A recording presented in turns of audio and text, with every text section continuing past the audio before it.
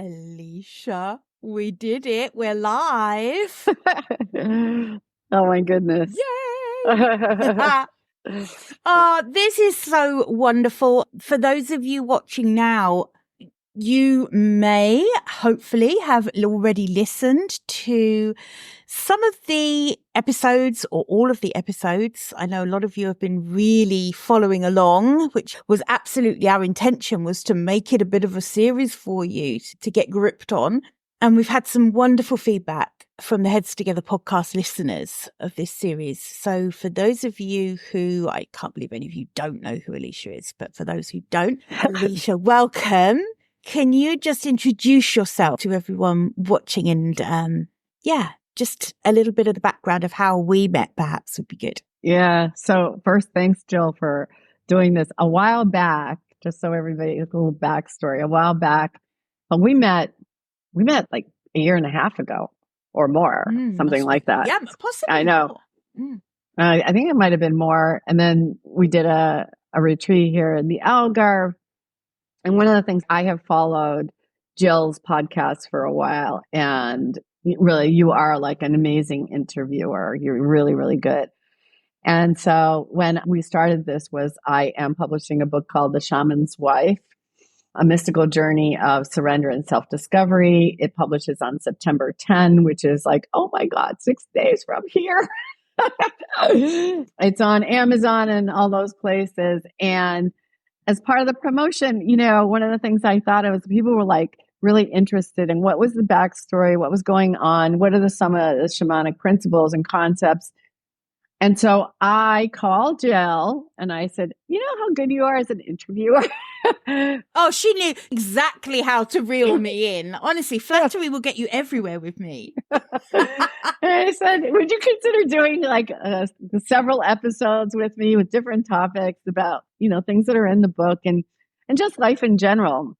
So although it's about the book, everything in the series that we did really applies to so many different things in our lives or in our work. And that is how we ended up with the 7 episodes and then today live with everyone. And it's been really marvelous because I have to admit, I had no idea at any given episode what we were going to talk about. It just flowed so well, and we had such great conversation. Yeah, and we made it that way intentionally, actually, didn't we? We didn't want to script. Because I'm not keen on scripted. We didn't want to really decide in advance every single segment that we were going to cover. And I think it was all the richer for it. It meant that every episode, just the conversation meandered, but in a good way, unfolded really nicely. Also, do you know what, Alicia? I just want to thank you because we kind of got moving on this project quite quickly, didn't we? We said, right, this is what we're going to do. Okay, we recorded and we were quite organized. And you are an incredibly creative person. You're an author. I know how creative you are, but you are also very organized and I know you're reliable. And I think that's such a really great combination because I feel like sometimes people who are supremely creative like you are, they will struggle with like an order of play and a plan. Whereas, obviously I'm like a flipping organizational, I was going to say a really bad word then. I remembered we're live. Pulled it back quite nicely there. But yeah, I love a spreadsheet. Yes, you do. Yes, I love You certainly do love spreadsheets. Yeah, but it was easy. When you run a business, even if you're creative, you run a business and you want to be effective, you have to be organized. And I'm not quite to that extent. I don't do spreadsheets. I do maybe Word documents. That's it. But it really helped that we were very much in sync and we had a goal and we knew what we were doing. And we had I want to say a plan, but it wasn't quite a plan. It was like a guideline that we used. But within that, there's a lot of, original creative thinking about what was going to go on and then really organic conversation. Definitely. Absolutely. It was a really lovely way to do it, actually. I really did enjoy it. For those of us who have been following along, I've been promising that on this live, I will get to ask you some of the things that maybe I didn't get to ask you in the pre-recorded episodes. And obviously you're live and can't escape. There's nowhere to go. I've also had a couple of audience members from the Head Steer the podcast have sent me a couple of questions. I put out a shout out on there and a couple of people emailed me. So we'll definitely get to those as well. But I just want to take you back a little bit to when you were first feeling called to write the book. And I know that didn't happen straight away. So it's almost like you felt called to write the book, but it wasn't actually the right time for this book to be birthed right then. Can you just speak a little bit to that? Because I find that quite interesting that you were intuitive enough to know this isn't the time. Mm-hmm. Yeah, I remember exactly where it was. I was in Quito and it was 2015. I remember being in the living room in our apartment in Quito and I started to write it. And then I wrote a couple of chapters. And then I was doing a memoir course. And while I was in Quito, I remember thinking, maybe because the memoir course also like gave me a little more context, but I kind of knew, like, I know that there's a story here, but I don't think the story is complete. It's not ready to be written. And I also knew that I wasn't the writer who would write that story. I didn't have the craft and the technique behind me to write the book that wanted to be written. And so that was in 2015. And then I would write like a chapter, or I wouldn't even call it chapters. It was more like an experience or a scene that I was thinking, oh, someday I'll put this into a book. And it wasn't until 2019 where I picked it up again. And at that point, most of the story had actually, or a lot of the story had actually occurred. I had also gotten to be a much better writer, and I hired a writing mentor. And when she read the first couple of chapters, she said to me, you know, you're a good writer, but you're not in it. And I was like, yeah, I'm in it because it's my story. And she's like, no, she says, you're emotionally distant. She says, I feel like you're telling me, but like it's happening to someone else. And I knew she was right because some of it was going on in the story was really difficult emotionally for me. And then she said to me, is there a moment in time where you thought, oh my God, what have I done? And I said, I know exactly what that moment was. It was completely right there in front of me. There was no escaping it. And she said, write that and send it to me. And so I wrote it and I sent it to her and she read it and she said, this is chapter 1. And I was like, it is? And that became Dancing Between the Worlds, which is chapter 1. Because for some reason I thought, well, I should start doing this chronologically. But what she taught me to do is she taught me to go dance through time. So, you know, one of the things that's really difficult about writing any kind of like novel or memoir is the ability to transition between the present moment, the future moment, and the past moment, and do those transitions in a way that you don't lose the reader. And you are masterful at that. I would really work at it. Before you even have said that to me before, because, you know, I've heard you say that before, that was something you had to work on. But before you even mentioned that, I remember you were so generous and you shared with me a chapter of the book quite early on in the early days of the writing process for you. And I remember thinking, this is really skillful because there was this element of going backward and then coming back into the present. And I remember thinking then, this is really skillful writing. I said, I know that is not something I would be able to do. And I remember being really impressed with that. Yeah, thank you for that. And I didn't lose people. That was the thing. It's like, I don't want to lose someone like, where am I in time? You know, are we in the present? Are we in the future? In the past? A lot of credit goes to just my writing mentor, but also I did do some courses that helped me understand how to do it. And a huge piece of it was, I think my brain works like that. So it was easy for me to start doing this and say, you know, I remember this from the past and then bring it back and like kind of close that circle. Although I wouldn't say I remember it was just different kinds of ways of transitioning. That was what part of like not only writing the story, but becoming a better writer as I'm writing the story. I wonder for other authors and for other writers if that happens for them as well. Yeah, that's so interesting. And I think actually for anyone watching or listening to this, that is a comfort. That's a real comfort to know that you can start from a place of not feeling ready and letting that be okay. Letting it be okay that now is not the right time and trusting that you'll know when it is right, just like you did. You knew. I did. And I did know when it was right. Yeah. Also like if that happens, also don't stop. What I did was and a lot of what was in the book, I actually wrote in my journal. So the reason I can recall so much of it in such detail was because I was always journaling. So a lot of these events, I could go back to my journal and say, okay, this was happening. This is what it felt like. This is what was going on. And then reworking that from like a journal entry into like a scene in the memoir. So you don't stop writing. You just don't have that pressure on yourself that, oh, I got to get this done. I got to get this done. You have these little pieces that eventually when you realize that you're ready, then it becomes a jigsaw puzzle. How do I put all these pieces together in a way that makes sense? And I've heard this before that, it's actually very rare that an author's process is to sit down and start with chapter 1 and then write the book through to the end. That's kind of just not how it is. So that's obviously was really true for you. It's another really good reason not to throw your old journals away, right?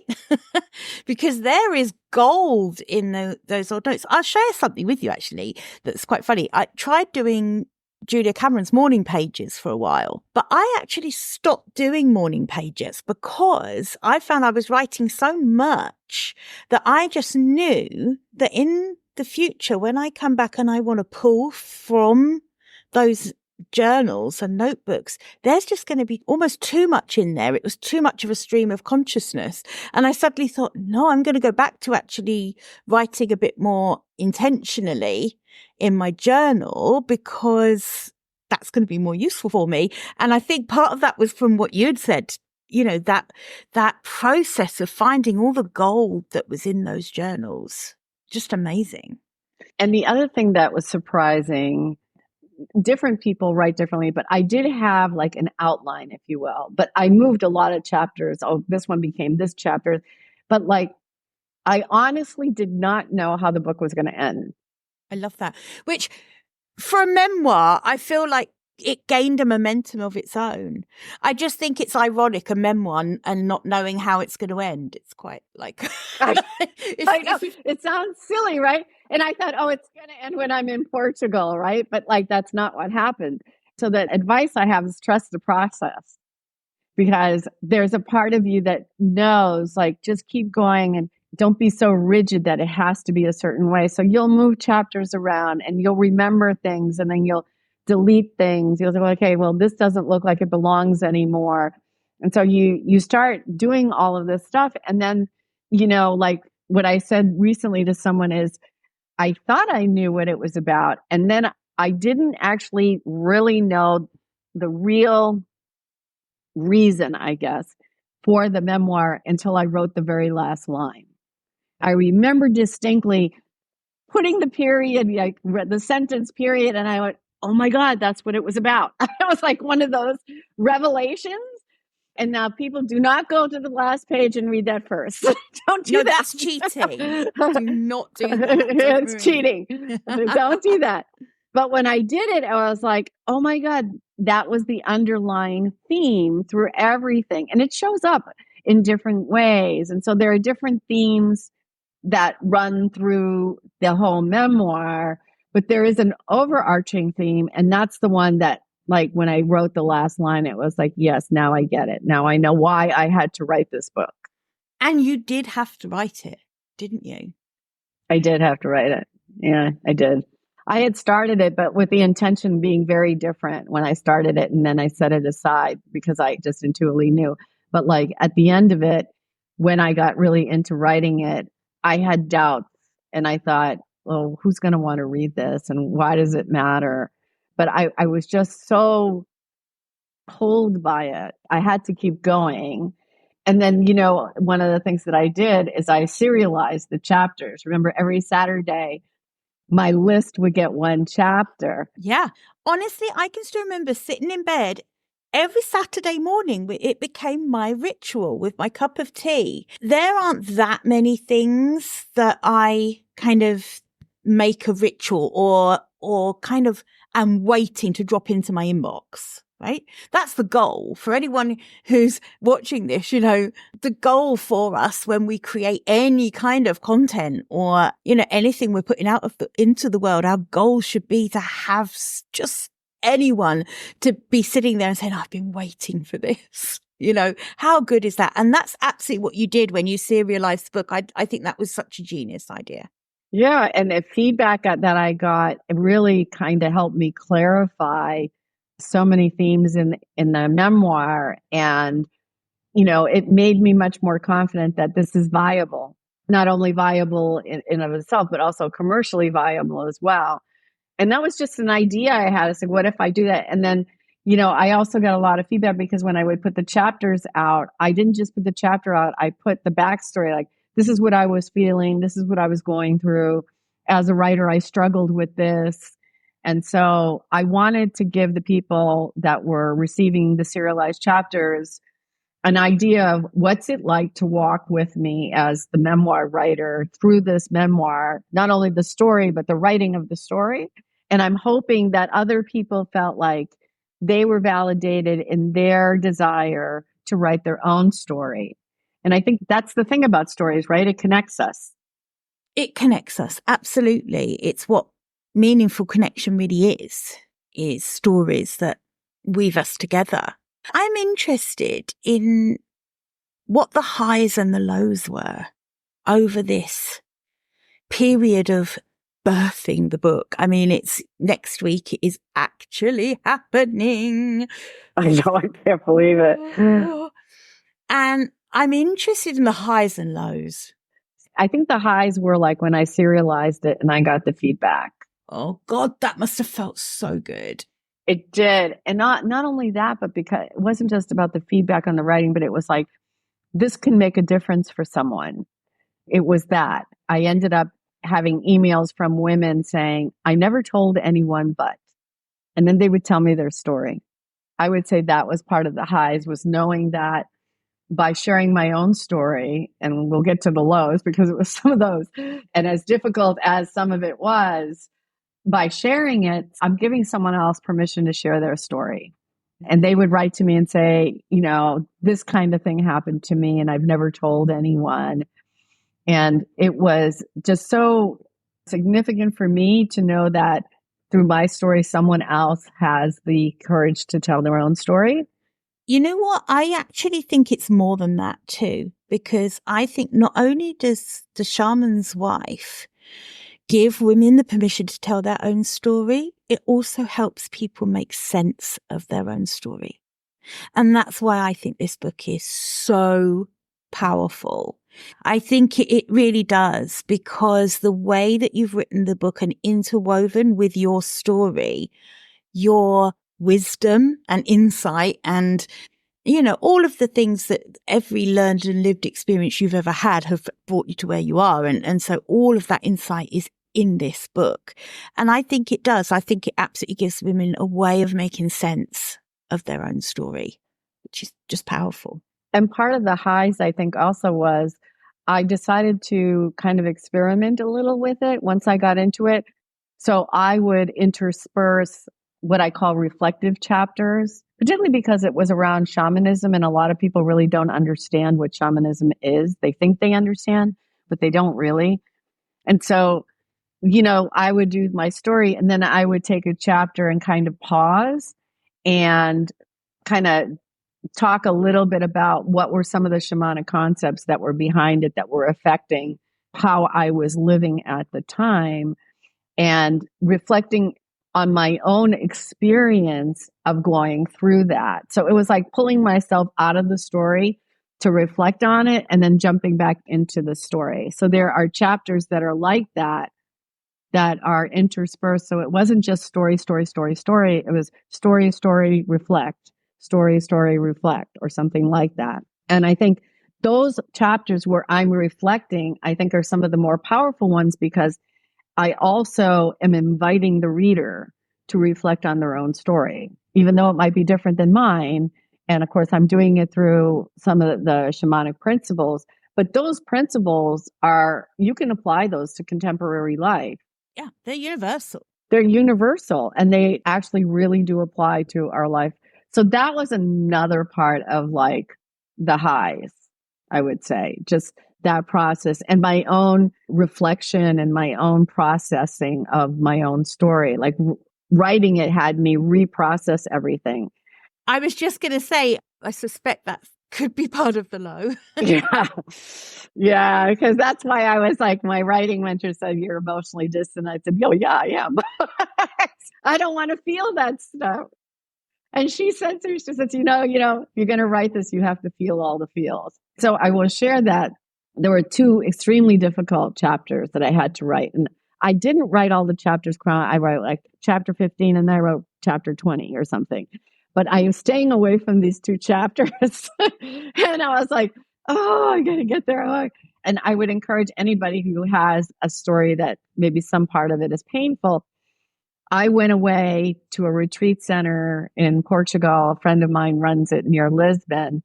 And I had called her and I said, I have these two chapters and it's really difficult. And I need someone to take care of me. I need someone to feed me. I'm not going to be able to cook. All I'm going to do is I'm going to immerse myself in this experience. I'm going to have to walk through that hellish experience in order to write it. And she's like, well, just come. And so I spent 4 days up there. I remember it was Easter weekend. And she let me bring my dog, Sophie, because, she's my like emotional support animal kind of thing. And I wrote them. And when I finished writing the really difficult one, I called her and she came to my room and I said, I'm going to read this out loud. I need a witness and I'm going to break down as I read it. And she was like the perfect person to do it with. And so I read it and then she just held space for me. And it was really cathartic to say it out loud, not just write it, but to actually read it out loud, what happened. And so for anybody who's writing anything that, especially if there's any trauma, I encourage you to find a place where you feel safe and nurtured and find a witness, because it's kind of like a release. Right. I was literally just going to ask you, what did that release for you? I felt like I was unburdening. Like I've been carrying this burden. And it was like, I could put this burden down now. It's out there. And like, I realized just yesterday that it was like, oh my God, I have 6 or 7 days to go. And I realized that the minute that book is published, it's no longer my story. It's everybody's story. I don't own that story anymore. That story is mine up till September 10. And then September 10, it's everybody else's. And that was really like, I was up on the cliffs when I realized, because I go to the cliffs that's my meditation, my thing. And I was like, the story no longer belongs just to me. It belongs to the reader. It belongs to the world. How'd you feel about that? I know. It's like, I wasn't sure how I felt about it.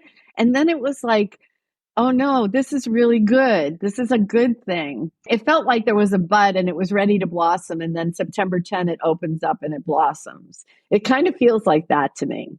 One of the questions I wanted to ask you actually was what that date means, September the 10th. I get it. And I'm hearing what you're saying about this, on that day, it becomes everyone's story. And of course, some people you've already shared it with, you serialized it, etc.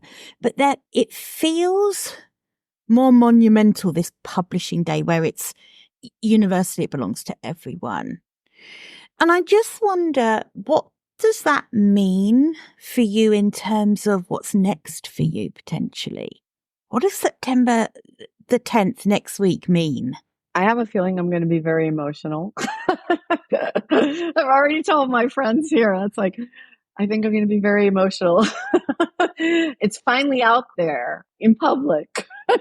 You feel very vulnerable and exposed, or I do anyway, because it's like people that I know are going to read the story and go, I had no idea that that was what's going on, or, especially who knew me during that time. So there is a lot of that as well. And then like for the future, my brain is already on to like, I know that the next two things, I have two more projects that I want to start probably after the first of the year. Actually, it's like three projects, but I have to like control myself. And so, so it's like, okay, this will be out in the world and I'll still promote it and stuff. But like now I'm on to like, okay, I'm doing this other project now and I'm going to do this other project. So it's kind of like a springboard to the future. And then just, having people understand that through my experience, I'm able to be at service in a really deep and profound way to people who come work with me here in my retreats. And so I think if you read my story, you kind of know who I am and what I'm about. I don't have to convince you to come. I don't have to do anything. That's a really interesting point. I remember when we were working with Lauren as well on your brand, and I was coaching with you around, this kind of new iteration of what you wanted your life to be there in Portugal and your work. Right. And it felt like it was always a challenge, one that we actually navigated pretty well, I think, as, Lauren is the best at that kind of thing, right? Yes, she is. She is. But I do think that what you're saying is absolutely right. Whilst we had to really dig deep to represent you and the fullness of what you bring to the women who come and spend time with you, that was a challenge because it's almost catch-22. They need to come and experience it before they're going to understand it. That's always a challenge for someone who's for brand and for marketing. Writing this book is going to change everything for you, I believe, because I think that this gives the full picture of who you are and it explains everything. It explains why you do what you do with the women who come and work with you. Yeah, I think it does. And it's a very different framework than what most people are used to. Like the kinds of retreats that most people attend or the kinds of workshops that most people attend or even the kinds of coaching that people engage in. It's a very unique way. And you, of all people, how much I struggled with trying to articulate what I do because I don't call myself a coach really. And so I think, the experience of reading the book is one where people, I'm hoping, will say, oh, I get it. I understand what she brings to this kind of work. And when I said to someone, I thought, why would anybody care about my story? And they're like, okay, who does that? Who goes and lives with the shaman in Ecuador? She's like, hello. That is a unique. She's like, that's a really she's hit the story. nail on the head there. Who does that? It was like, who does that? That's hilarious. I think that's so funny. There are some people out there who've written books and are really successful who've lived a tenth of the life that you've probably lived, and yet you're questioning. Amazing. Only I you. know. I love That's that. what she said. I love that. It's an amazing book. I can't wait for it to belong to everyone. That was the intention when you wrote it. And I think that's really important. I actually put out a shout out for the Heads Together people, and a couple of questions came through, but to be honest, one of them we've really answered. One of the questions was, how did you deal with the intense emotion of writing the more challenging parts of the book? And I think we've really answered that. And I think what blooming brilliant advice in terms of asking for what you need in terms of the support while you're going through that part of the process. And as women, we're not always great at this. This is not a time to have pride. And, this is a time to absolutely be vulnerable and ask for what you need for the support, I think is what you're saying and what you did. Yeah. Which is amazing. I really don't know if I would have been able to write the chapter the way I wrote it had I tried to do it like on my own at my desk, without any support. I mean, it was 4 days of that's all I did. I just wrote these 2 chapters and then going through it, then going for a walk. Like she has horses at her retreat center.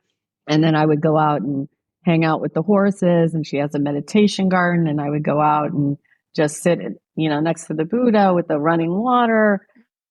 And it was this kind of like in and out, in and out, in and out. And of course, she had gorgeous food and she was there. She's a very spiritual person. I kind of knew it intuitively that I would need the help, but like in retrospect, I would say to anybody who is writing something like that, find a place to go where you can be nurtured and feel like there's a safe space for you to like engage the experience again in a way that you can write about it, honestly. I think that is incredible advice. And I think, it doesn't even have to be a retreat center. Not everyone perhaps is able to do that, but I think it could be anywhere. It's just about breaking free of your normal environment, isn't it? To give yourself some space. Yeah. Yeah. And to have someone who's going to take care of you, knowing that I was getting 3 meals a day and I didn't have to go grocery shopping. I didn't have to cook. It was that kind of, I didn't have to think about anything but what I was in it. I could stay in it, step out and get some perspective, go back in it. So I didn't have to think about the ordinary things of the day. And I really think it made a difference in how I wrote it and how I was able to not go crazy doing it. Exactly. Yeah. True. So the other question that I got from a couple of people was, one was, what advice would you give to someone else considering writing a memoir? And I got another person saying, does Alicia have any advice for people who are really at the beginning of their writing journey? So I guess those are ish the same. What would that be? So I'll go to the advice for people at the beginning of their writing journey. At the beginning of your writing journey, all you have is doubt. Am I good enough? Does anybody care? Blah, blah, blah, blah, blah. I mean, the little gremlin is going to town in your head, right? And my advice is keep writing. Keep writing, keep writing, keep writing, and find ways to improve. So whether you take a course or you have a writing coach or just keep writing, because when you're at the beginning of your writing journey, one of the things that you might not know is your voice, your writing voice. And so if you look at different, especially memoir, I would say, if you read different memoir, there are different voices. This person has this kind of voice in this memoir. This person has this kind of voice. And so you don't know what your voice is. I didn't know what my voice was. I was used to doing business writing. And part of working with the writing mentor was to find my voice, not to have it be like comparing myself to someone else. Right? Because that's where we go. It's like, oh my God, there's such a better writer. I still do that, by the way. Oh my gosh, she writes so well. Can I write that well? Right. We all do that. So I would say just keep writing and find ways to improve yourself. Find your voice. Don't apologize for your voice. Your voice could be funny. Your voice could be irreverent. Your voice could be demure. It could be anything, but it's your voice. It's your voice. So find your voice. I love that advice. And I'm just to that point about finding your voice. For ages, when I was starting writing on Substack the first time, there were so many writers on there that I admired. And the thing is, I didn't just admire them. I wanted to be like them. So I kind of wanted to sound like them. And I wanted to write about the kind of things they were writing about because I admired them so much. And then I realized that I was writing stuff that sounded nothing like me whatsoever. It was absolutely counter to what my voice is as a writer. So I really love that. And that's a journey, isn't it? It doesn't necessarily come like that. It's something that comes gradually.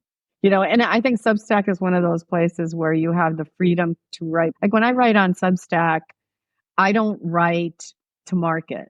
I'm not doing marketing. I'm writing something that's coming from like my heart or my experience or a process.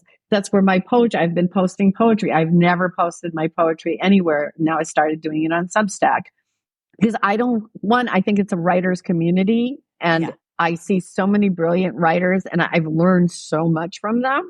That's the other thing I learned from other people, but I don't have to be them and I don't have to sound like them and I don't have to do what they do. And that's the lesson that I had to come to. Yeah. And I had to come to it too, because at the beginning, that's where we all go because, especially for people who are high achievers, like somebody I know. Looking at you.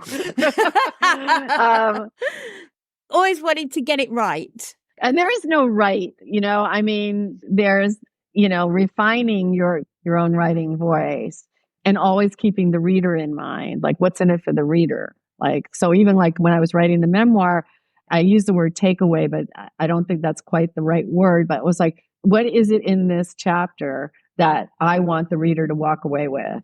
Is it a thought? Is it a doubt? Is it a lesson? What is it? And more than anything, I wanted them to feel like they were walking with me, that they could see what I saw, that they were feeling what I felt. I wanted them in my experience, not separate. I just wanted them to be in my experience so that they could reflect and say, what about that experience also lives inside me? And what do I learn from that? So that was my goal. Alicia, you hit that goal and some. I mean, as someone who has read your book, that is exactly how it feels to read that book. It does feel like you're alongside you, and it absolutely invites you to reflect on your own life and your own stories, like I say.